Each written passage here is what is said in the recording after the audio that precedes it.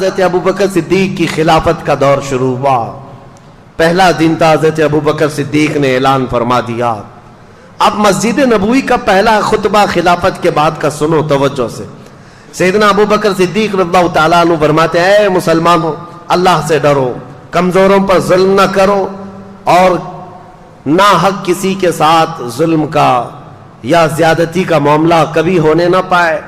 اور یہ خطبے میں آپ نے فرمایا، سب کے سب اس بات پر گواہ رہو کہ اگر بال برابر بھی میں رسول اللہ صلی اللہ تعالی علیہ وسلم کے طریقے سے ہٹ کر کے کوئی کام کرتا ہوا نظر آ جاؤں تو تم لوگ اپنی تلواروں سے مجھے سیدھا کر دینا. یہ وقت کا خلیفہ کہہ رہا ہے. حضرت ابوبکر صدیق نے فرمایا، اگر میں بال برابر بھی ہٹ جاؤں تو تم اپنی تلواروں سے مجھے سیدھا کر دینا، اور اگر رسول اللہ صلی اللہ تعالی علیہ وسلم کے بتائے ہوئے راستے پر ہی چل رہا ہوں تو تم میری بات کو قبول کر لینا. اور اس کے بعد مسجد نبوی شریف امامت کے لیے آگے بڑھتے ہیں. عزیزان گرامی وقار، آج بھی وہ مصلی امامت موجود ہے جہاں میرے آقا نے امامت فرمائی. وہ مسجد نبوی کا شروع کا حصہ. نبی پاک صلی اللہ تعالی علیہ وسلم کا جو محراب ہے نا، آج بھی وہ مدینے میں ہے. مسجد نبوی میں وہ محراب ویسے ہی ہے. حضرت ابوبکر صدیق جیسے ہی آئے اس محراب کو آپ نے کیا کر دیا؟ بند کر دیا.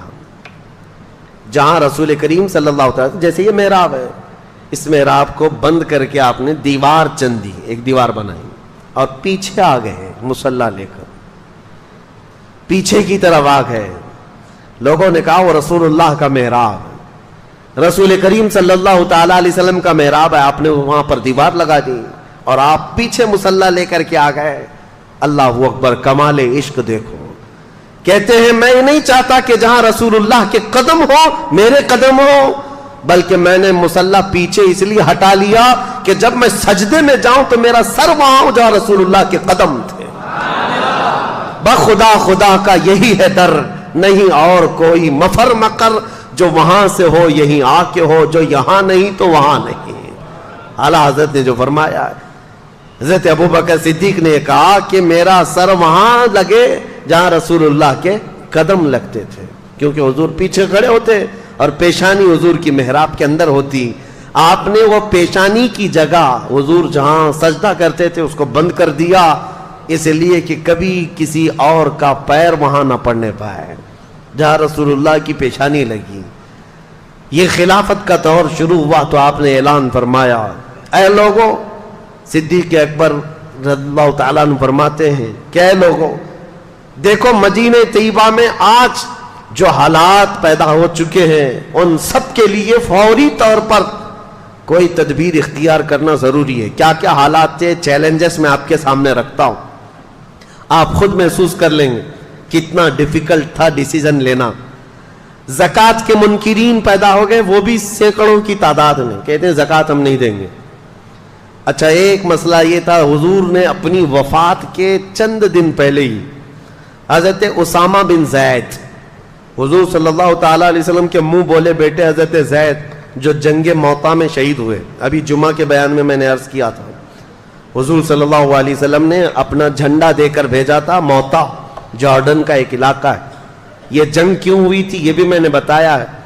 حضور صلی اللہ تعالیٰ علیہ وسلم کے قاصد صحابی حارث بن عمیر، یہ روم کے بادشاہ کے پاس خط لے کر کے جا رہے تھے. بیچ میں بلقا کا ایک بادشاہ شرحبیل جس کا نام تھا، اس نے گرفتار کر کے حضور کے اس صحابی کو رسیوں میں باندھ کر ٹکڑے کر کے قتل کیا. تو اب اس قتل کے خلاف ظاہر سی بات ہے حضور صلی اللہ تعالیٰ علیہ وسلم نے صحابہ کو جمع کیا اور 3000 صحابہ کی تعداد بھیج دی، جس میں حضرت زید بن حارثہ تھے، حضور کے منہ بولے بیٹے. ان کے ہاتھ میں جھنڈا دیا اور یہ فرمایا تھا ان کے بعد جعفر طیار جھنڈا لے لیں گے، ان کے بعد عبداللہ بن رواحہ، ان کے بعد مسلمان جس کو منتخب کرے وہ جھنڈا لے، وہ سپہ سالار ہے. اور جنگ موطا میں جیسی پہنچے تھے یہ 3000 صحابہ، رومیوں کی فوج 1 لاکھ کی تعداد کے برابر تھی. یہ صحابہ میں سے کوئی پیچھے ہٹا نہیں، 1 لاکھ سے لڑنے کے لیے تیار بھی ہوئے، لڑ پڑے. اور اس کے بعد حضرت زید بن حارثہ شہید ہو گئے، حضور کے منہ بولے بیٹے اس جنگ میں شہید ہوئے، پہلے شہید. اس کے بعد حضرت جعفر طیار جو حضرت علی کے سگے بھائی ہیں، ان کو رومیوں نے پیٹ سے بیچ میں کاٹ کر 2 ٹکڑے کر دیے تھے، وہ شہید ہوئے۔ تیسرے حضرت عبداللہ بن رواحہ، یہ بھی شہید ہوئے۔ حالات بہت سخت تھے جنگ موتا میں، تب سارے صحابہ نے مل کر کے جھنڈا کس کے ہاتھ میں پکڑایا؟ خالد بن ولید کے ہاتھ میں۔ یہ جنگ تھی پہلی خالد بن ولید کی۔ اس جنگ موتا میں 9 تلواریں ان کے ہاتھ سے ٹوٹی، اور اس کے بعد انہوں نے جھنڈا گرنے نہیں دیا تھا۔ 3000 کی فوج کو لے کر 1 لاکھ سے لڑتے تھے، ایسے لڑتے تھے، صفوں کی صفیں درہم برہم کرتے تھے۔ شام سے پہلے رومیوں کی طرف سے اعلان ہوا کہ خالد بن ولید ایسا ہو گیا ہے کہ یہ بدکے ہوئے گھوڑے کی طرح صفیں درہم برہم کر رہا ہے، تم سب کے سب پیچھے ہٹ جاؤ اور ان کو جانے دے دو۔ رومی فوج پوری کی پوری پیچھے ہٹ گئی، اور جتنے مرے اس میں سے وہ چھوڑ کر پوری جنگ میں صرف 8 مسلمان شہید ہوئے تھے۔ 1 لاکھ لوگوں نے مل کر 3000 کا مقابلہ کیا اور 8 شہید ہوئے تھے۔ حضرت خالد بن ولید یہ پہلی فتح کر کے واپس لوٹ رہے تھے۔ جنگ موتا، یہ جنگ موتا 8 ہجری میں ہوئی ہے حضور کے۔ اس جنگ میں جو شہید ہوئے حضرت زید، ان کا غم تھا حضور کو۔ ان کے بیٹے اسامہ 19 سال کے جوان تھے۔ حضور صلی اللہ تعالی علیہ وسلم نے حضرت اسامہ کو سپہ سالار بنایا اور کہا رومیوں کو پھر سے ادھیڑنے کے لیے، ان کو اکھیڑنے کے لیے ایک فوج بھیجی جس میں 10,000 صحابہ جمع تھے۔ حضرت اسامہ بن زید کو مدینے سے روانہ کر دیا۔ اسامہ بن زید مدینے سے نکلے ہی تھے کہ حضور کی وفات ہو گئی۔ حضور کی وفات ہوتی اسامہ بن زید اور یہ پوری فوج ظاہر سی بات ہے مدینے واپس آ گئی۔ اب مسئلہ یہ تھا کہ حضور کی وفات کے بعد خلافت بھی قائم ہو گئی، حضرت ابوبکر خلیفہ بن گئے۔ اب کیا کرنا ہے؟ اب مسئلے ایسے تھے کہ ایک طرف مسیلمہ کذاب جھوٹا نبی بننے کا اعلان کر چکا ہے، اسود انسی ایک اور شخص ہے جو نبوت کا دعویٰ کیا، طلحہ بن خویلد ایک ایسا شخص ہے وہ بھی نبوت کا دعویٰ کر بیٹھا ہے، 3 بڑے بڑے دجال ظاہر ہوئے ہیں۔ ایک طرف زکوٰۃ نہ دینے کی ایک جماعت پیدا ہو گئی، مرتد ہو گئے، اور ایک طرف اسامہ بن زید کی یہ 10,000 کی فوج جو روم جا رہی تھی لڑنے کے لیے۔ کیا کیا فیصلے لینے ہیں؟ حضرت ابوبکر صدیق اٹھتے ہیں سیدھے اسامہ بن زید کو کہتے ہیں جو فوج تمہارے ساتھ جانے والی تھی سب کو تیار کرو، اور اس کے بعد اسامہ بن زید کو گھوڑے پر بٹھایا۔ یہ فوج وہیں جائے گی جہاں رسول اللہ نے بھیجا تھا۔ حالات ایسے تھے کہ فوج اتنی بڑی بھیجنے کے جیسے حالات نہیں تھے، یہاں تک کہ لوگ سب آ کر کے کہنے لگے خلیفہ اسلام ابھی حالات ایسے نہیں ہے کہ آپ 10,000 کی فوج مدینے سے بھیج دیں گے، حضور کی وفات ہوئی ہے، اچانک مدینے پر کچھ ہو گیا تو کیا کریں گے، اتنی بڑی فوج جا رہی ہے۔ حضرت ابوبکر صدیق نے کہا قسم رب ذوالجلال کی میری جان بھی چلی جائے میں اس فوج کو واپس نہیں کر سکتا جس کو رسول اللہ نے بھیجا ہے۔ اسامہ بن زید کو بٹھا دیا گھوڑے پر اور ان کے گھوڑے کی رسی خود پکڑ کر کے جانے لگے۔ یہ حضرت ابوبکر صدیق ہے، گھوڑے کی رسی خود پکڑ کر کے نکلے۔ اسامہ بن زید کی عمر 19 سال کی ہے، صدیق اکبر کی عمر 60 سال کی ہے۔ 60 سال کا خلیفہ رسول گھوڑے کی رسی پکڑ کر چل رہا ہو، اسامہ بن زید گھوڑے سے اچھل کر نیچے آ گئے۔ کہا اے خلیفہ اسلام، اے جانشین رسول، آپ چلیں اور میں بیٹھوں؟ گوارا نہیں۔ حضرت ابوبکر صدیق نے کہا بیٹھ جاؤ اسامہ، اس گھوڑے کی پشت پر دنیا کی دولت نے نہیں میرے رسول نے تجھے بٹھایا ہے، تجھے کوئی نہیں اتار سکتا، بیٹھ جاؤ۔ پھر کہا آپ رسی پکڑ کر کیوں چل رہے ہیں؟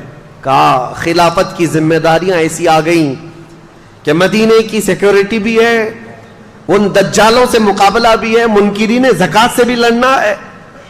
خواہش تو میری یہ تھی کہ تمہاری فوج میں بھی شریک ہو جاتا، میں بھی چلا جاتا، رسول اللہ نے بھیجا ہے، لیکن خلافت کی ذمہ داریوں کی وجہ سے میں تمہارے ساتھ جنگ پر جا نہیں سکتا، میں کم از کم تمہاری رسی پکڑ کر مدینے سے باہر تک تو جا سکتا ہوں تاکہ کل قیامت کے دن ان مجاہدین کا نام پکارا جائے تو گھوڑے کی رسی پکڑنے والوں میں میرا بھی نام آ جائے۔ عزیزان گرامی، نیکی چھوٹی ہو کہ بڑی ہو ابوبکر صدیق چھوڑتے نہیں تھے۔ صحابہ میں یہ بات تھی کہ حضرت ایک بار حضور صلی اللہ تعالی علیہ وسلم مجلس میں کہہ رہے تھے صبح ہی فجر کی نماز کے بعد ٹائم کتنا ہوا ہوگا, حضور نے اعلان کیا کوئی ہے جس میں آج کسی بیمار کی عیادت کر کے آیا ہو؟ صحابہ کی جماعت, حضرت ابو بکر کھڑے ہوئے, کہا میں عیادت کر کے آیا ہوں. تھوڑی دیر کے بعد حضور صلی اللہ تعالی علیہ وسلم نے پھر دوسرا سوال فرمایا کوئی ہے جو آج ایک غلام آزاد کر کے آیا ہو؟ حضرت ابو بکر کھڑے ہو گئے. پھر حضور صلی اللہ تعالی علیہ وسلم نے اعلان فرمایا کوئی ہے جو آج کسی غریب کو کھانا کھلا کر کے آیا ہو؟ پھر حضرت ابو بکر کھڑے ہوئے, کہا میں کر کے آیا ہوں. جتنی مرتبہ حضور جس نیکی کے بارے میں پوچھتے ہیں وہ مسجد میں خود ہی کھڑے ہوتے ہیں کہ یا رسول اللہ میں کر کے آیا. اور یہ کب؟ فجر کی نماز میں. بعد میں رسول کریم صلی اللہ تعالی علیہ وسلم نے یہ اعلان فرمایا اس مجلس میں کہ گروہ صحابہ سنو, جنت کے 8 دروازے ہیں, مسلمان الگ الگ دروازوں سے جنت میں جا رہے ہوں گے, لیکن جنت کا ہر دروازہ ابو بکر کو اپنی طرف پکار رہا ہوگا. ہر دروازہ اپنی طرف پکار رہا ہوگا کہ تم اس میں سے آ جاؤ, تم اس میں سے آ جاؤ. ابو بکر صدیق کی نیکیاں, وہ چھوٹی نیکی بھی چھوڑتے نہیں تھے. اسامہ بن زید کو روانہ کیا. اب ذہن حاضر رکھو, آپ سچویشن کیسی ہے میں خود پڑھ کر کے حیران ہوں. اس کے بعد حضرت خالد بن ولید کو بلایا, حضرت شرحبیل حسنہ ایک اور صحابی ہیں ان کو بلایا, اور تقریباً اس میں بھی 2000 یا 3000 صحابہ کو جمع کیا اور کہا جاؤ اس مسیلمہ کذاب کا مقابلہ کرنا ہے جو جھوٹا نبی بنا ہوا ہے.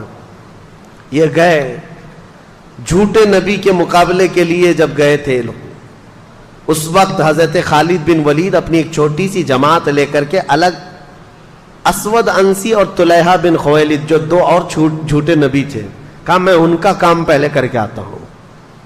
حضرت خالد بن ولید گئے, ان کے مقابل میں کون کھڑا ہوتا؟ اسود انسی کو, طلحہ بن خویلد کے جتنے ہواری مواری تھے سب کو مار ڈالا, اور وہ ڈر کے مارے جھوٹا نبی ملک شام بھاگ گیا. اور روایت میں ہے کہ بعد میں مسلمان بھی ہو گیا, چھوڑ دیا. اسود انسی جو تھا اس کو اس کے قریبی لوگوں نے مار ڈالا. حضرت خالد بن ولید کی ہیبت ایسی تاری ہوئی, یہ 2 جھوٹوں کو مار کر کے حضرت خالد بن ولید پھر آئے شرحبیل حسنہ کے ساتھ. یہ 3000 صحابہ کی جماعت تھی, لیکن جیسے ہی گئے یہ مسیلمہ کذاب 30,000 لوگوں کو جمع کر چکا تھا. مجھے حیرت ہوتی ہے, رسول اللہ کے زمانے سے یہ زمانہ بہت ملا ہوا ہے. اتنے قریب کے زمانے میں جب 30,000 جھوٹے نبی کو ماننے والے پیدا ہو گئے تھے, تو آج قادیانیوں کی جماعت میں کیوں نہیں جا سکتے؟ ہوتے ہیں. یا ہمارے دور کا جو دجال 100 سال پہلے جو گزرا, غلام احمد قادیانی, اس نے بھی نبوت کا دعویٰ کیا. یہ احمدی جماعت نام سے پوری دنیا میں پھیلی ہوئی ہے, قادیانیوں کی جماعت ہے. یہ اپنے آپ کو جماعت احمدیہ کہتے ہیں, اور سارے انٹرنیٹ پر بھرے ہوئے ہیں ویب سائٹس. اسلام نام سے جیسی کھولیں تو احمدی جماعت کی ویب سائٹ کھولتی ہیں. یاد رکھنا نوجوانوں, غلطی سے ان کے زہر میں نہ چلے جانا. ساری باتیں وہی کرتے ہیں, لیکن بعد میں چل کر کے اپنے جھوٹے نبی کا عقیدہ دھیرے دھیرے ڈالتے ہیں, اور یہ کہتے نہیں غلام احمد قادیانی کو نبی مان لو تو محمد صلی اللہ علیہ وسلم کے خاتم النبیین ہونے میں کوئی فرق نہیں آتا. وہ رسول اللہ خاتم النبیین ہے, لیکن یہ بھی نبی ہے. اور یہ ایسا جھوٹا نبی جاہل, پنجاب کا رہنے والا, قادیان پنجاب میں, اور اس نے انگریزوں کی مدد سے جو نبوت کا دعویٰ کیا تھا, اور خود کی پتہ نہیں ایسی چیزیں گڑھ کر کے لائے. اس کی کتابیں بھی موجود ہیں. کیا بکتا تھا وہ سمجھ میں نہیں آتا, اور کہتا میرے اوپر وہی آتی ہے, اور فرشتے وہ بھی وہی انگلش میں لے کر آتے تھے. ہاں, انگلش میں 2 فرشتے آتے تھے, ٹیسو ٹیسو میسو میسو, اور یہ وہی, یہ ایک مذاق تھا. پوری امت نے اس کا انکار کیا ہے جھوٹے نبی کا. یہ جماعت آج جو پھیلی ہوئی احمدیہ جماعت, اس کو پہچانو, یہ کافر جماعت ہے. اس کا اسلام سے کوئی تعلق نہیں. رسول اللہ کے خاتم النبیین ہونے کا عقیدہ نہیں ہے تو وہ مسلمان ہو ہی نہیں سکتا. اب اس وقت کی بات کر رہا ہوں, مسیلمہ کذاب جھوٹا نبی, اس کے ساتھ 30,000 لوگ کھڑے تھے, 30,000 لوگ. اب جب مقابلے کی بات آئی تو سیدھا مقابلہ ہوا تھا صحابہ کا اور ان کا. لیکن صحابہ میں سے تقریباً 700 صحابہ حافظ قرآن وہاں شہید ہو گئے تھے. یہ بہت بڑی تعداد تھی شہادت کی. پوری تاریخ میں بتا رہا ہوں میں، جتنی جنگیں ہوئی ہیں اس میں 700 حافظ قرآن صحابہ شہید ہوئے تھے، جس کی وجہ سے حضرت ابوبکر صدیق رضی اللہ تعالیٰ عنہ نے بعد میں قرآن کو جمع کرنے کا حکم دیا تھا کہ اگر یہ سارے حافظ قرآن صحابہ شہید ہو گئے تو پھر قرآن کیسے محفوظ رہے گا. ان کے بعد ہی قرآن کی حفاظت کا حکم، قرآن کی جمع کرنے کا حکم ہوا. اب ایک اور بات میں مزے کی بتاؤں، جنگ احد میں حضرت امیر حمزہ رضی اللہ تعالیٰ عنہ کو شہید کرنے والے ایک حبشی غلام جن کا نام وحشی ہے، وہ ابو سفیان اور ہندا کا غلام تھا. ہندا نے ایک قسم کھائی تھی کہ امیر حمزہ کو قتل کرنے کے بعد سینہ چاک کر کے میں کلیجہ چباؤں گی، کیونکہ اس کے بھائی اور باپ کا قتل کیا تھا امیر حمزہ نے جنگ بدر میں. تو امیر حمزہ کو قتل کرنے والا وحشی، نام ہی وحشی تھا لیکن کالے قسم کے حبشی، امیر حمزہ کو نیزہ مار کر کے شہید کیا تھا. بہت تیر انداز، ایسا نشانہ لگانے میں ماہر، ایسا نشانہ کہ بہت دور سے اگر وہ ایک باریک سی چیز کو بھی رکھ دیا جائے تو اپنے نیزے سے نشانے پر لگا دیتے. تو امیر حمزہ اس کے نیزے سے شہید ہوئے. لیکن حیرت کی بات یہ ہے کہ وہ وحشی بعد میں اسلام میں داخل ہوئے اور رسول اللہ کے صحابی بھی بنے. میرے آقا نے بہتوں کو معاف کیا ہے، بہتوں کو معاف کیا ہے. لیکن یہ وحشی، اب ہم انہیں حضرت وحشی کہتے ہیں، ہمیشہ اس غم میں رہتے تھے کہ میں نے رسول اللہ کے چچا کو قتل کیا ہے. رسول اللہ کے قریبی چچا اور سپہ سالار اسلام بطل جلیل اللہ کے شیر کو میں نے قتل کیا. اپنے آپ میں وہ غمگین رہتے تھے کہ میں نے کیسے کو قتل کیا، اس کا کفارہ انہیں ادا کرنا تھا. پھر جیسے ہی حضرت خالد بن ولید کیا یہ لشکر نکلا تھا مسیلمہ کذاب کو مارنے کے لیے، اور جنگ بہت سخت ہو گئی تھی، 700 صحابہ شہید ہو گئے تھے. اس وقت جانتے ہیں سب سے اہم کردار ادا کیا تھا یہ حضرت وحشی نے. نشانہ باز کی ضرورت تھی. مسیلمہ کذاب چھپ چھپ کر کے بیٹھتا تھا، اس کے اطراف لوگوں کی بھیڑ ہوتی، چھپتا تھا. یہ حضرت وحشی نے جو نیزہ حضرت امیر حمزہ کو مارا تھا نشانے سے، اس جنگ کے میدان میں بڑی دور سے نیزہ چلایا تھا تو سیدھے مسیلمہ کذاب کی پیشانی میں گھس گیا. وہ جھوٹا نبی ایک ہی دم میں مر گیا، نیچے زمین پر آ گیا. وہ حضرت وحشی کہتے تھے میں نے یہ کفارہ ادا کر لیا. زمانے جاہلیت میں میں نے ایک بطل جلیل کو قتل کر دیا تھا، زمانہ اسلام میں دنیا کا سب سے بڑا دجال جھوٹا نبی تھا، اس کو میں نے قتل کیا. یہ جنگ سرو کر لیا حضرت ابوبکر صدیق نے. اب سنیے، حالات ایسے تھے کہ ایک طرف حضرت خالد بن ولید مسیلمہ کذاب سے لڑنے کے لیے گئے ہیں، ایک طرف حضرت اسامہ بن زید 10,000 کا لشکر لے کر رومیوں سے لڑنے گئے، ان کے باپ کا بدلہ بھی لینا تھا، رومیوں سے لڑنے کے لیے گئے. اور تیسری طرف زکوٰۃ کے منکرین جو تھے وہ کہہ رہے تھے ہم زکوٰۃ نہیں دیں گے. حضرت ابوبکر صدیق سارے صحابہ جو موجود تھے، اکثر تو جا چکے 2 جنگوں میں بلکہ کئی جنگوں میں، خود حضرت ابوبکر موجود ہیں اور کچھ صحابہ تھے. کہا کہ اٹھو، وہ زکوٰۃ کے جو منکرین ہیں ان سے ہم جا کر لڑیں گے. حضرت عمر نے کہا کیا پورا مدینہ خالی کر دو گے آپ؟ خلافت پہ ابھی آئے بیٹھے ہیں اور آنن فانن آپ ساری لڑائیاں، ادھر بھی ادھر بھی وہ بھی یہ بھی. یہ زکوٰۃ کے جو منکرین ہیں ان کو بعد میں نپٹ لیں گے. صدیق اکبر نے کیا کہا جانتے ہو؟ اے سارے مدینے والے آ کر مجھے روک دیں کہ منکرین زکوٰۃ سے لڑنا نہیں چاہیے. کہتے ہیں قسم خدا کی، وہ ایک بکری کا بچہ بھی جو زکوٰۃ میں پہلے دیتے تھے، اگر وہ بھی ان لوگوں نے دبا کر کے رکھ لیا تو یہ ابو بکر ان سے لڑتا رہے گا چاہے مدینے والوں کے چھتڑے اڑ جائیں. کیوں؟ اس کو ہلکے میں نہیں لیتے تھے. کہا آج انہوں نے زکوٰۃ کا انکار کیا، کل نمازوں کا انکار کریں گے، اس کے بعد پھر وہ دین اسلام کی بنیادوں کو ہلا دیں گے.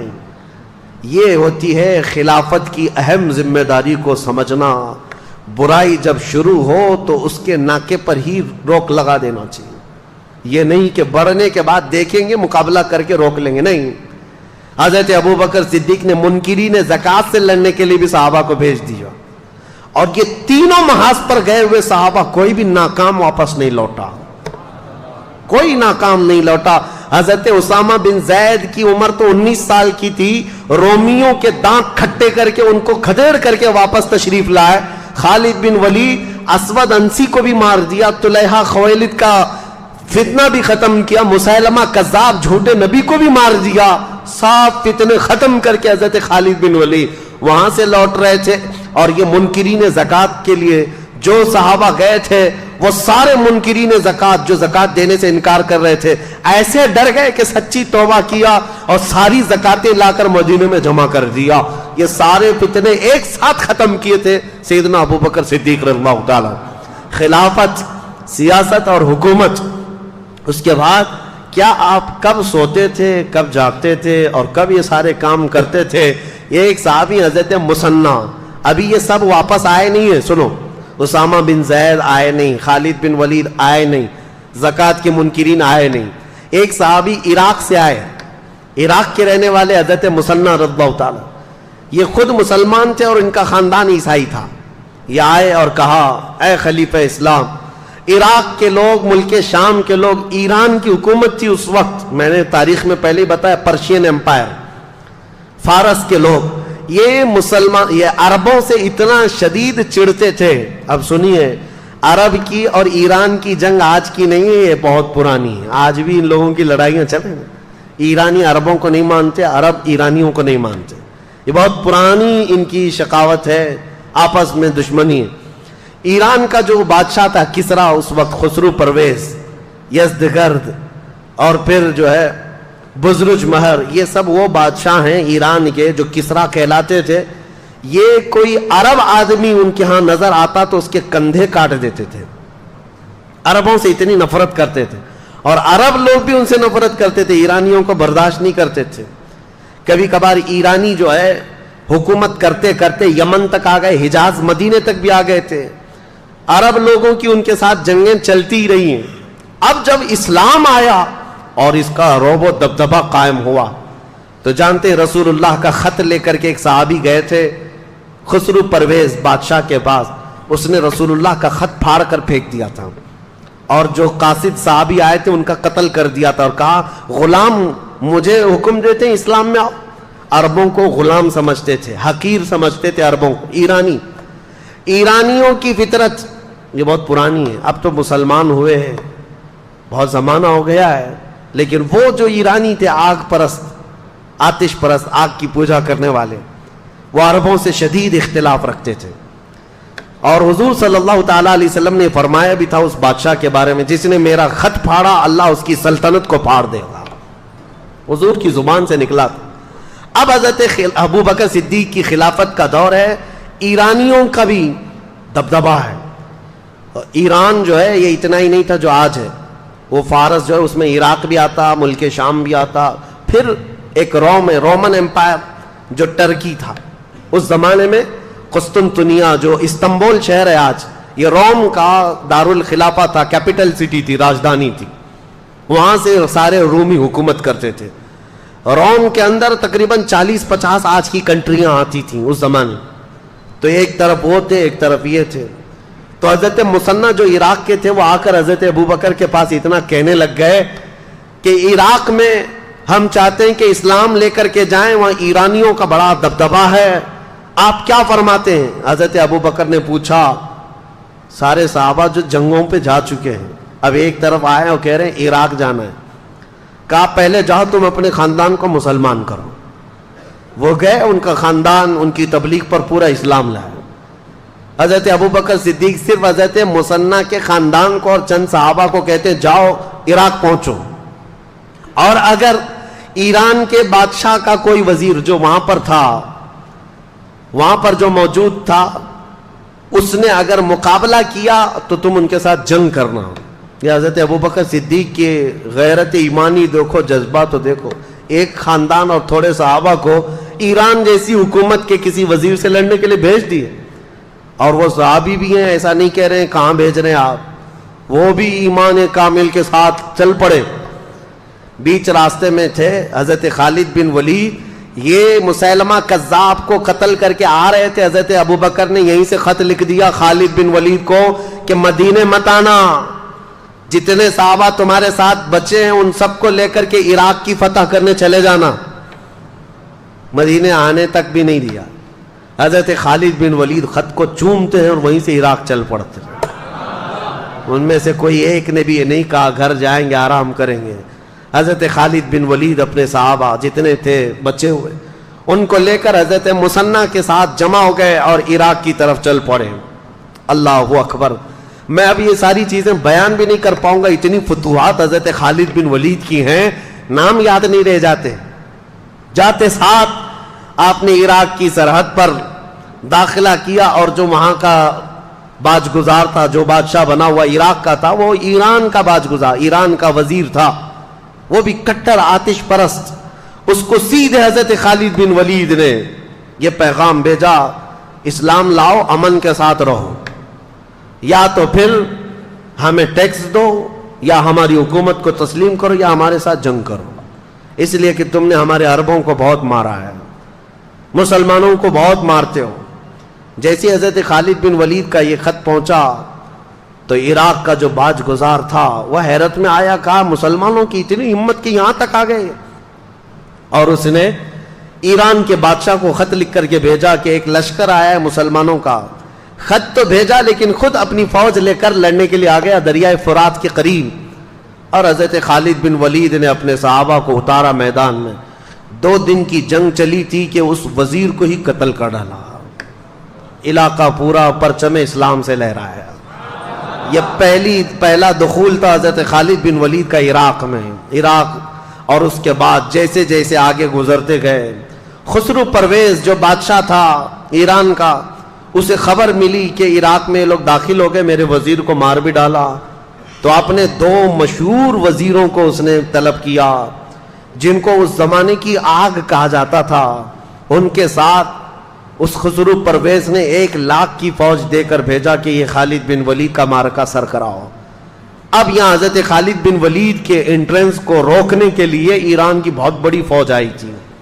حضرت خالد بن ولید صرف طاقت اور یہ تلوار کے جوہر سے نہیں، اپنی حکمت سے جیتتے تھے۔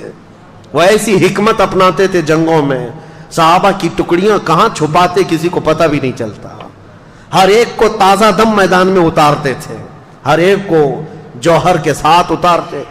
اور جو 2 آئے تھے، یزدگرد ان کا کچھ نام تھا، یہ جو ایران کے بادشاہ کے، ان کا مقابلہ دریائے فرات پر حضرت خالد بن ولید نے ایسا کیا کہ ان میں سے ایک کو قتل کیا اور ایک کو وزیر کے بادشاہ کے پاس بھاگنے پر مجبور کیا، اور باقی فوج کو تتر بتر کر دیا۔ اور ایرانی فوج میں ایسی ہیبت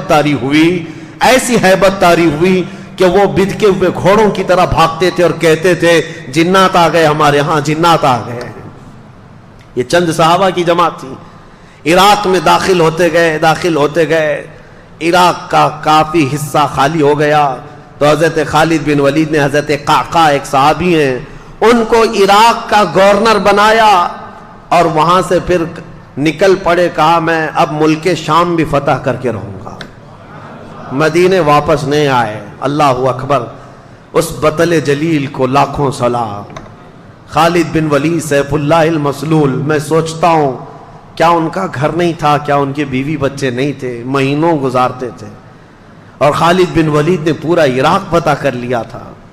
عراق فتح کر کے وہاں صحابہ کو گورنر بنایا اور واپس نکلے ملک شام کی طرف۔ ملک شام آئے، حمص کا علاقہ، حلب کا علاقہ، جہاں رومیوں کی حکومت تھی، تو انہوں نے ایک سپر پاور سے ٹکر تو آلریڈی لے لی تھی۔ ایک سپر پاور پرشین امپائر تھے، ان سے تو چھیڑ چھاڑ ہو گئی تھی، ان کے ہزاروں کو مارا بھی تھا۔ ملک شام میں رومن امپائر کا قبضہ تھا، خالد بن ولید نے ان کو بھی چھیڑ دیا۔ 2 بڑی سپر پاور طاقتیں اس زمانے کی، پرشین امپائر اور رومن امپائر، اور دونوں کو چھیڑنے والا، دونوں کو اٹھانے والا اور دونوں کو کھدیڑنے والا ایک ہی صحابی خالد بن ولید، ایک ہی صحابی۔ ملک شام میں رومیوں کا قبضہ تھا۔ جیسے ہی داخل ہوئے، شامی جتنے تھے ان لوگوں نے کہا کہ ان کا مقابلہ ہم عربوں سے ہی کرتے ہیں، کیونکہ شام کے رہنے والے جو ایران کے تھے وہاں کے قریب، شام اور ایران پڑوس میں، تو وہاں کا جو بادشاہ تھا اس نے کہا کہ خالد بن ولید کا مقابلہ ہماری فوج سے نہیں عربوں سے ہی کرتے ہیں، وہ اچھا جانتے ہیں، کیونکہ کچھ عرب بھی وہاں رہتے تھے اور کچھ عربوں کو خرید کر کے لائے تھے۔ ایک پوری جماعت کھڑی کر دی عربوں کو عرب سے لڑانے کے لیے۔ لوگوں نے پوچھا بھی یہ کیا کر رہے ہو؟ کہا لوہے کو لوہا کاٹتا ہے۔ اس نے یہ جملہ کہا تھا لوہے کو لوہا کاٹتا ہے، عربوں کو عرب ماریں گے، لیکن ان ظالموں کو یہ معلوم نہیں ایک طرف ہو سکتا ہے لوہا ہے، دوسری طرف اللہ کا شیر ہے، وہاں سیف اللہ المسلول ہے۔ اور عربوں کے اس قبیلے کو لا کر کھڑا کیا حضرت خالد بن ولید نے، ایک ہی دن میں ان پورے عربوں کا کام تمام کر دیا، ایک ہی دن۔ اس پورے سفر میں سیدنا خالد بن ولید نے تقریباً 26 جنگیں لڑی اور ہر جنگ میں فتح کا جھنڈا لہرایا۔ ہر جنگ میں عراق داخل ہوئے، شام میں داخل ہوئے، حتیٰ کہ وہ آنے کو تیار نہیں تھے۔ خلیفہ اسلام حضرت ابو بکر کا خط آیا کہ اب تو مدینے واپس آ جاؤ، اب آ جاؤ۔ ابھی ایران فتح نہیں ہوا تھا۔ جب حضرت خالد بن ولید کو دوبارہ بلایا گیا تب وہ واپس مدینہ طیبہ تشریف لائے۔ اتنے علاقے قبضہ کر کے آئے تھے، فتح کر کے آئے تھے۔ میں آپ کو بتاؤں یہ صدیق اکبر کے زمانے کے ہونہار سپہ سالار، جنہوں نے اسود انسی جیسے دجال کو مارا تھا، جنہوں نے طلحہ بن خالد جو جھوٹی نبوت کا دعوے دار تھا اس کو ختم کیا تھا، مسیلمہ کذاب کو دھول چڑھایا تھا، اور ایرانی طاقتوں کے نشے کو چور چور کر دیا تھا، عراق کو فتح کیا، شام کو فتح کیا، واپس مدینہ طیبہ میں آئے۔ خالد بن ولید رضی اللہ تعالیٰ عنہ کی حضور کے ساتھ جو زندگی گزری وہ صرف 4 سال کی ہے، صرف 4 سال کی صحبت ہے میرے آقا صلی اللہ تعالیٰ علیہ وسلم کی۔ اس 4 سال کی صحبت کا عالم یہ ہے۔ اور پھر فرماتے ہیں پوری زندگی میں انہوں نے 125 جنگیں لڑی۔ انشاءاللہ العزیز کل ان کی باقی جنگیں بھی بتاؤں گا جو حضرت عمر کے زمانے میں لڑی، حضرت عمر کا دور۔ یہ خلافت صدیق اکبر کے اہم واقعات جو میں نے بتایا آپ کو، فتوحات اسلام بڑھتی گئیں، اسلام مدینے سے نکلا ہے، پھر عراق میں پہنچ گیا، ملک شام میں پہنچ گیا، خطہ عرب جو آج کا ہے حجاز نجد تک پہنچ گیا، یمن تک چلا گیا۔ حضرت ابوبکر صدیق کے زمانے میں ہی یہ اسلام کی سرحدیں تقریباً 15 لاکھ اسکوائر کلومیٹر تک پھیل گئی تھی، بہت دور تک جا چکی تھی۔ یہ صدیق اکبر کا زمانہ بہت ہی روشن زمانہ تھا، لیکن آپ کو زیادہ دن نہیں ملے۔ ٹوٹل آپ کے پاس 2 سال 3 مہینے تھے خلافت کے۔ 60 سال کی عمر تو تقریباً ہو چکی تھی آپ کی جب آپ خلافت پر آئے، اور 63 سال کی عمر میں آپ وفات پائے، جتنی رسول اللہ صلی اللہ علیہ وسلم کی ظاہری زندگی تھی۔ حضرت ابوبکر صدیق رضی اللہ تعالیٰ عنہ کی خلافت میں صرف یہ معاملات نہیں تھے، بلکہ حکومت کا ایسا نظام قائم کیا تھا، شعبے بنا دیے تھے۔ حضور کے زمانے میں یہ سب چیزیں تو ہوئی نہیں تھی، لیکن آپ نے بعد میں یہ سب شعبے بنائے، فوجیوں کے دستے الگ الگ بنائے، امیر العسکر، امیر لشکر کا ایک امیر بنایا، اور الگ الگ ٹکڑیوں کو تربیت دیا۔ آپ نے اس وقت کا ایک یعنی صحابہ کو فٹنس کے لیے ایک پورا میدان بنا رکھا تھا، وہاں دوڑ لگائی جاتی تھی، یعنی اس زمانے کا جیم، جو جوان صحابہ تھے ان کو پورے طور پر ورزش کروائی جاتی تھی، دوڑ لگائی جاتی تھی، پتھر اٹھوائے جاتے تھے فٹنس کے لیے روزانہ۔ یہ حضرت ابوبکر صدیق نے بنایا تھا۔ اور پھر بیت المال آپ نے بنایا، زکوٰۃ جتنی آتی تھی وہ سب بیت المال میں جمع ہوتی، اور پھر حضرت ابوبکر صدیق پورے مدینے کے لوگوں کو بیت المال سے سب تقسیم کر دیتے، یہاں تک کہ تقسیم کرنے کے بعد بیت المال کے اندر خود اپنے ہاتھ سے جھاڑو مارتے تھے۔ تو وہ لوگ کہتے کہ آپ جھاڑو کس لیے لگاتے ہیں؟ کہتے کہیں کوئی درہم گرا ہوا نہ رہ جائے جو مسلمانوں میں تقسیم ہونے سے رہ جائے، جھاڑو لگا دیتے۔ بیت المال کا نظام آپ نے قائم فرمایا، اور اس کے بعد آپ نے باضابطہ طور پر قرآن کو جمع کرنے کے لیے صحابہ کو منتخب کیا، پھر امیر بنایا، مسجدیں تعمیر کرنا شروع کیا۔ خود مدینہ طیبہ میں اس وقت تقریباً 9 مسجدیں تھیں، مسجد نبوی کے علاوہ، مسجد نبوی کو چھوڑ کر 9 مسجدیں الگ تھی۔ اور پھر غربا مساکین کا خیال اور خود کی زندگی کا اللہ اکبر یہ حال تھا۔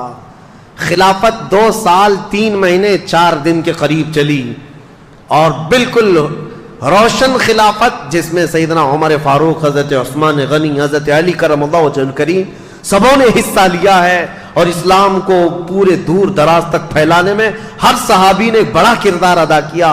حضرت ابو بکر نے ابی بن کعب کو امامت کے لیے مقرر کیا، قرآن سکھانے کے لیے حضور صلی اللہ علیہ وسلم نے ان کے لیے فرمایا تھا ان کو امام بنایا گیا۔ حضرت عبداللہ بن مسعود فقہ کے بڑے صحابی تھے، ان کا مدرسہ بنایا گیا۔ حضرت ابو ہریرہ جو حضور کی حدیثوں کے حافظ تھے، ان کو حدیثیں بیان کرنے کے لیے یہ سارے صحابہ اکرام کی جماعتیں الگ الگ تھیں، ڈپارٹمنٹ بنائے، باضابطہ حکومت کا ایک شعبہ، اسلام کی اسٹیبلشمنٹ جو ہوئی، خلافت کا دور یہاں چلا۔ خلافت جو ہے، اب لوگ یہ کہتے ہیں خلافت میں اور جمہوریت میں فرق کیا ہے؟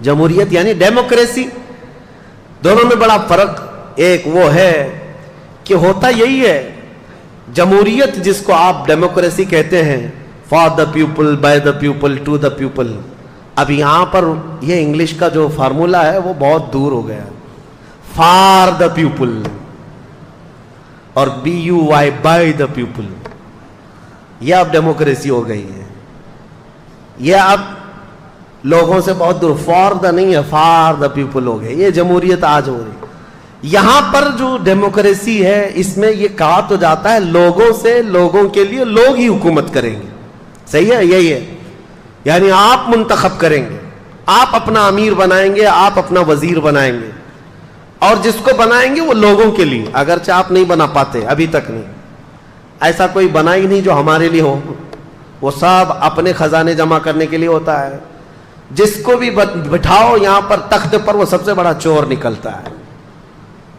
اور سب سے کہتا رہا نہ کھاؤں گا نہ کھانے دوں گا۔ یہ اور بات ہے کہ میرے عزیزو اس طرح کے نعرے ڈیموکریسی میں سننے کو ملتے ہیں، صدیق اکبر کے زمانے خلافت کو کیا کمپیئر کر سکتے ہیں؟ خلافت کیا ہے؟ خلافت میں اور جمہوریت میں فرق یہ ہے کہ یہاں لوگ قانون بناتے ہیں، جمہوریت میں کیا ہوتا ہے؟ قانون کون بناتے ہیں؟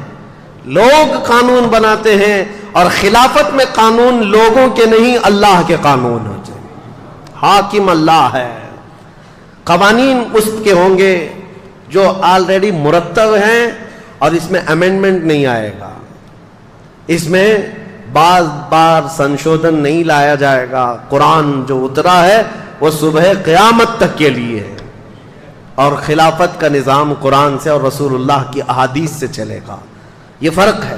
حضرت ابو بکر صدیق رضی اللہ تعالیٰ عنہ نے خلافت چلائی ہے۔ میرے عزیزو، حضرت عمر کہتے ہیں کہ اکثر میں سوچتا تھا کہ نیکیوں میں ان سے آگے بڑھ جاؤں، کمپٹیشن لگا رہتا تھا، یہ ہیلتھی کمپٹیشن ہے کہ حضرت عمر ہمیشہ یہ سوچتے تھے کہ میں آگے بڑھ جاؤں کچھ نیکیوں میں۔ کہتے ہیں میں بہت تلاش اور جستجو کے بعد مدینے کی ایک غریب بوڑھی عورت کو ڈھونڈ لیا کہ اس کی مدد کروں گا، کوئی تھا نہیں اس کا۔ کہتے ہیں کہ میں صبح سوچا ہوں نماز کے بعد جا کر کے اس کے گھر کا کام کر دوں، لیکن اس کے گھر گیا تو دیکھا اس عورت کا گھر کا کام سب کیا ہوا ہے، اس کے برتن سب دھوئے ہوئے ہیں، اس کا بستر بچھا ہوا، اس کا گھر جھاڑا ہوا ہے۔ حضرت عمر کہتے ہیں میں نے دیکھا اس کا کوئی رشتہ دار نہیں، یہ عورت اٹھتی نہیں، چل پھر نہیں سکتی، اس کا گھر کا کام کون کرتا ہے؟ 2 دن انتظار کیا، تیسرے دن فجر سے پہلے جا کر کھڑے ہوئے، فجر سے پہلے ہی ایک شخص آیا، چہرے پر نقاب ڈالے ہوئے، گھر کی اس خاتون کے سارے کام کر کے جلدی نکل رہا ہے۔ حضرت عمر کہتے ہیں میں نے اس کا نقاب ہٹایا تو ابو بکر صدیق ہے کہ تنہائی میں رات کے وقت کوئی غریب عورت کے گھر بھی کام کر جانا وقت کے خلیفہ کا۔ حالانکہ لوگ آج یہ سوچتے ہیں کہ یہ ڈیوٹی میری تھوڑی نہ ہے، صدیق اکبر رضی اللہ تعالیٰ عنہ راتوں کو سوتے نہیں، یہاں تک کہ حضرت عمر کہتے ہیں ایک مرتبہ میں سنا تھا کہ حضرت ابو بکر جنگل میں کسی کو کھانا کھلا کر آتے تھے، میں بھی ان کے انتقال کے بعد، حضرت ابو بکر کے انتقال کے بعد توشہ دان لے کر کے جنگل میں گیا، ڈھونڈتا رہا، کوئی ملا نہیں۔ شام ہو رہی تھی، مجھے ایک جگہ سے کسی کی آواز آئی، پہاڑ کی ایک کوہ میں کوئی شخص بیٹھا اللہ اللہ کہہ رہا ہے۔ حضرت عمر کہتے ہیں میں گیا، جا کر دیکھا تو اس کے ہاتھ بھی کٹے، پیر بھی کٹے، آنکھوں سے اندھا بھی، ایسا ایک دھڑ پڑا ہوا ہے لیکن بول رہا ہے. حضرت عمر کہتے ہیں شاید اسی کو ابو بکر کھلانے کے لیے آیا کرتے. مدینے سے یہ جنگلوں کی وادیوں میں آ کر تو شادان لے کر کھلاتے. حضرت عمر کہتے میں بھی اس اندھے آدمی کے پاس بیٹھ کر روٹیاں سالن میں ڈبو کر کھلا رہا تھا. اس نابینا نے پوچھا ہے آنے والے کیا ابو بکر کا انتقال ہو گیا؟ حضرت عمر کہتے ہیں وہ اندھا تھا, میں نے اس کو کچھ کہا نہیں تھا, میں نے بات بھی نہیں کی تھی. میں نے پوچھا تجھے کیسے پتا کہ آنے والا ابو بکر نہیں کوئی دوسرا آیا؟ وہ اندھا کہتا ہے اس لیے کہ ابو بکر کو معلوم تھا میرے منہ میں دانت نہیں, وہ روٹی اپنے منہ سے چبا کر میرے منہ میں ڈالتے, اور تو نے پوری روٹی میرے منہ میں ڈالی تو سمجھ میں آ گیا کہ آج کوئی نیا آدمی آیا ہے. حضرت عمر کہتے ہیں اس دن میں کھڑا ہوا کہا اللہ کی قسم پوری زندگی بھی لگا دوں تو ابو بکر کے آگے نہیں بڑھ سکتے, صدیق اکبر کے آگے نہیں بڑھ سکتے. حضرت عمر یہ کہتے بھی تھے حضرت ابو بکر سے کہ ابو بکر میری زندگی کی پوری نیکیاں لے لو, پوری نیکیاں لے لو, وہ ایک رات مجھے دے دو جو غار ثور میں رسول اللہ کے ساتھ گزاری تھی, وہ ایک رات دے دو. وہ ظاہر سی بات ہے میرے عزیزوں, صدیق اکبر ہجرت کے وقت ساتھ ہیں رسول کریم صلی اللہ تعالیٰ علیہ وسلم. جان حدیثیں آج بھی اٹھاؤ, بخاری شریف مسلم شریف حدیثوں میں آپ پڑھیں گے کہ رسول کریم صلی اللہ تعالیٰ علیہ وسلم فلاں جگہ تشریف لائے, ابو بکر ساتھ میں تھے, عمر ساتھ میں تھے. پہاڑ پر گئے احد پر, رسول اللہ اور ساتھ میں ابو بکر تھے, عمر تھے. جہاں جہاں دیکھو حدیثوں میں ابو بکر ساتھ ہیں, عمر ساتھ ہیں, یہ حدیثوں میں موجود ہے. اور صدیق اکبر رضی اللہ تعالیٰ عنہ کا زمانہ خلافت پورے مدینے والوں کے لیے ایسا خوشگوار زمانہ تھا. ٹھنڈیوں کے دن آئے, جاڑے کے دن تھے. صدیق اکبر رضی اللہ تعالیٰ عنہ نے ٹھنڈے پانی سے غسل کر لیا, جاڑا لگ گیا, سردی پکڑ لی.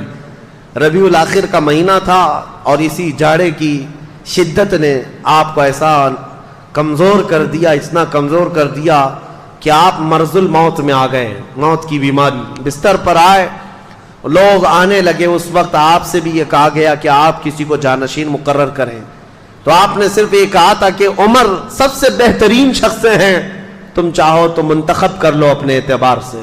صدیق اکبر رضی اللہ تعالیٰ عنہ 13 ربیع الثانی 13 ربیع الاخر کو اس دار فانی سے کوچ کر گئے.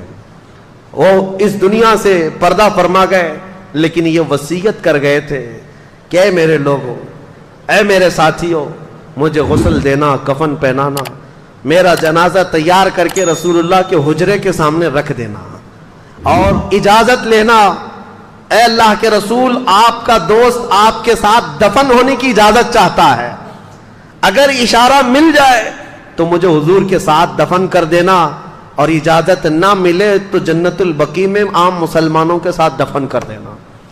سوچو میرے عزیزو صحابہ کا عقیدہ کیا تھا.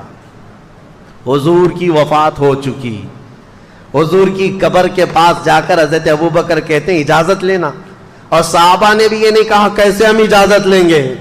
پتہ ہے چلا صحابہ کا بھی عقیدہ وہی تھا, تو زندہ ہے واللہ, تو زندہ ہے واللہ, میری چشم عالم سے چھپ جانے والے چمک تجھ سے پاتے ہیں سب پانے والے, میرا دل بھی چمکا دے چمکانے والے.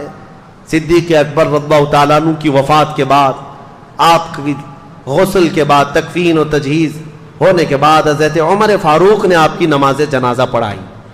حضرت عمر فاروق رضی اللہ تعالیٰ عنہ نے نماز جنازہ پڑھائی, اور اس کے بعد جنازہ لا کر رسول پاک صلی اللہ تعالیٰ علیہ وسلم کے حجرے کے سامنے رکھا گیا, اور پکار کر کے حضرت عبد الرحمن حضور صلی اللہ تعالیٰ علیہ وسلم کی بارگاہ میں عرض کرتے ہیں یا رسول اللہ علیہ الصلاۃ والسلام, آپ کا خلیل آپ کے ساتھ دفن ہونے کی اجازت چاہتا ہے. ابھی صحابہ موجود تھے, وہ باہر کھڑے ہو کر عرض کر رہے تھے, اچانک حجرے رسول کے دروازے کی چٹخنی کھلی, دروازہ خود سے کھل گیا, آواز آئی ادخل الحبیب الی الحبیب, حبیب کو حبیب کے ساتھ داخل کر دو. صدیق اکبر رضی اللہ تعالیٰ عنہ کو باضابطہ اندر داخل کر کے حضور کے پہلو میں, جہاں سے حضور کا شانہ شروع ہوتا ہے, قبر بنائی گئی, لحد بنائی گئی, اور صدیق اکبر رضی اللہ تعالیٰ عنہ کو اس قبر انور میں دفن کیا گیا. سلام ہو اس تربت انور پر جس نے سب سے پہلے اسلام قبول کیا, جس نے سب سے پہلے رسول اللہ کا دامن تھاما, اور ہر گھڑی ایک جنگ ایسی نہیں, ایک جہاد ایسا نہیں جس میں صدیق اکبر کبھی پیچھے رہے ہوں. صحابہ کہتے ہیں, حضرت علی کرم اللہ وجہہ الکریم کہتے ہیں, وہ بڑے بہادر بطل جلیل کہتے ہیں جنگ بدر میں ایسے حالات پیش آ گئے تھے کہ ہم لڑنے کو تو تیار تھے ہر کوئی, لیکن رسول اللہ کی حفاظت کا مسئلہ سب سے بڑا سخت تھا. سب صحابہ اس سے ڈرے ہوئے تھے کہ صحابہ میں سے کون ہے جو رسول اللہ کی حفاظت کے لیے کھڑا ہوگا, کیونکہ اگر ان کے ہوتے ہوئے حضور کی تک ایک تیر بھی پہنچ گیا تو صبح قیامت تک اس صحابی کا نام لیا جائے گا. ان کے ہوتے ہوئے رسول اللہ کو تیر پہنچا تھا. صحابہ اس ذمہ داری سے ڈرے ہوئے تھے. حضرت علی کرم اللہ وجہہ الکریم کہتے ہیں بدر کے اس میدان میں سب صحابہ جہاں ڈرے تھے, سب سے پہلے آگے آنے والے حفاظت مصطفیٰ کے لیے وہ صدیق اکبر کی ذات تھی.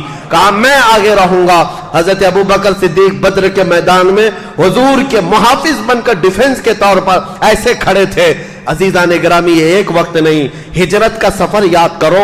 جب مکہ سے ہجرت کر کے مدینے میرے آقا جا رہے ہیں, غار ثور میں سانپ سے اپنے آپ کو ڈسوا لیا لیکن پیر نہیں ہٹایا. جان جانے کے قریب تھی لیکن حضور کی نیند ان کو عزیز تھی. اور سفر میں جب چل رہے تھے کبھی حضور کے آگے جاتے, کبھی پیچھے جاتے, کبھی دائیں کبھی بائیں. حضور نے پوچھا ابو بکر یہ کیا کر رہے ہو, راستے میں چل رہے ہو, کبھی آگے جاتے ہو, کبھی پیچھے, کبھی دائیں کبھی بائیں. صدیق اکبر کہتے ہیں یا رسول اللہ دشمنوں کے حملے کا مجھے خوف ہے, کبھی تیر سے ادھر نہ آ جائے, کبھی ادھر سے تیر نہ آ جائے, کبھی ادھر سے نہ آ جائے.